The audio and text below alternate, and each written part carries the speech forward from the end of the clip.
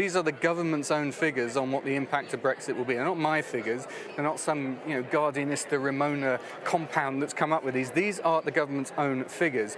And as you'll see, in the northeast, in the northwest, in Wales and in Northern Ireland, the effect of leaving the customs union and the single market is effectively the equivalent of several 2008 crashes, one after the other. But what's there that everyone didn't know at the time they voted in the referendum? Surely everyone, they got the George Osborne Doomsday Treasury files which had the predictions, and they still voted Brexit. But the George Osborne predictions weren't done by a civil service doing a robust impact assessment. I mean, this is what the civil service do. Whenever there's a new policy, whenever there's an idea, the civil service have to do an impact assessment.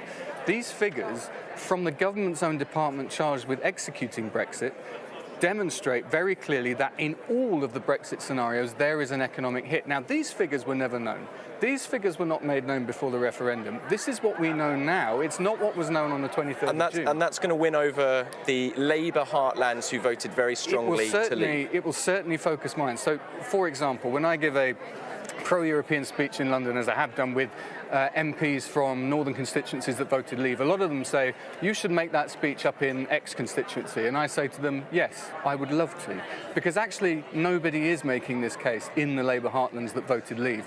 Incidentally, the majority of Labour voters voted Remain. And that's important for people in seats that voted leave to remember. But these messages have to be told. The idea that we can have the same trade if we decide not to follow the same rules as everyone else is, of course, for the birds. And that will affect manufacturing, it will affect services, it will affect the jobs of hundreds and hundreds and thousands of people in key areas that Labour represents.